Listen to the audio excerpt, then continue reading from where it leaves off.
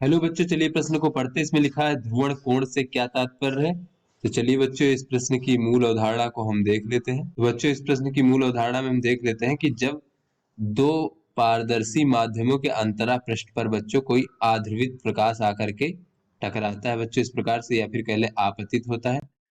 तो बच्चों यहाँ पर हम देख लेते हैं कि ये जो दो पारदर्शी माध्यम कौन कौन से, मान लीजिए बच्चों ये हमारा वायु है और ये हमारा कांच है। तो इसके अंतरा पृष्ठ पर जब ये हमारा आध्रुवित प्रकाश यानी साधारण प्रकाश जो कि आध्रुवित प्रकाश होता है, तो इस प्रकार से बच्चों आपतित होता है। तो यहाँ पर आध्रुवित प्रकाश का तात्पर्य ये हुआ बच्चों कि इसमें कंपन की दिशाएं जो है तरंग के संचरण के लंबवत सभी दिशाओं में बच्चों कंपन है, इसमें वैद्युत क्षेत्र की कंपन की दिशाएं हैं। तो बच्चों इस प्रकार से ये आध्रुवित प्रकाश जो है जब इससे टकराता है बच्चों इस प्रकार से, तो बच्चों ये आपतन कोण यहाँ पर आई हो गया इस प्रकार से। तो बच्चों इसका कुछ भाग जो है ये परावर्तित हो जाता है इस प्रकार से, और कुछ भाग जो है बच्चों इस प्रकार से अपवर्तित हो जाता है बच्चों।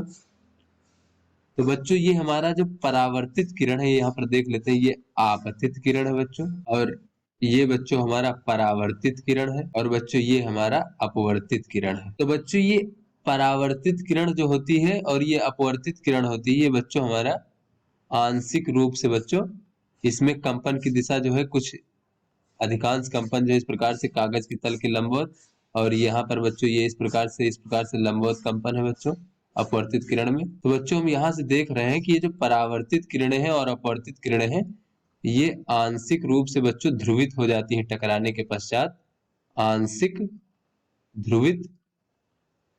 और बच्चों ये भी हमारा जो है आंशिक रूप से ध्रुवित हो जाता है बच्चों।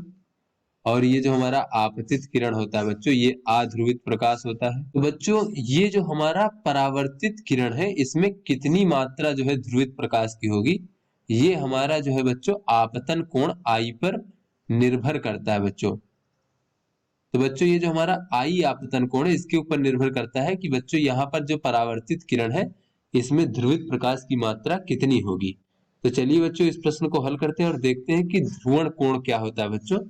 तो बच्चों ध्रुवण कोण के बारे में सबसे पहले ब्रूस्टर ने बताया था, इसलिए इसे ब्रूस्टर कोण भी कहते हैं बच्चों। तो यहाँ पर हम देख लेते हैं कि यदि कोई आध्रुवित प्रकाश,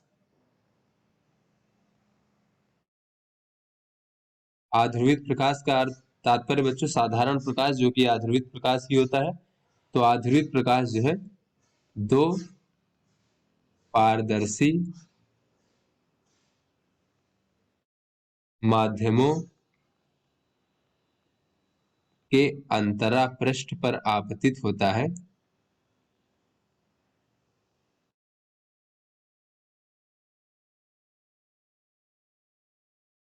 तो एक विशेष आपतन कोण पर, तो बच्चों किसी न किसी आपतन कोण पर बच्चों वो आपतित हो रहा है। आपतन कोण को हम आई से प्रदर्शित करते हैं बच्चों। तो एक विशेष आपतन कोण पर जो बच्चों हमारी परावर्तित किरण है बच्चों, परावर्तित किरण पूर्णतया बच्चों ध्रुवित हो जाती है, यानी उसमें जो है पूर्णतया जो आंशिक ध्रुवित होती थी बच्चों, यानी उसमें ध्रुवित प्रकाश की मात्रा सर्वाधिक, यानी वो पूर्णतया ध्रुवित हो जाती है।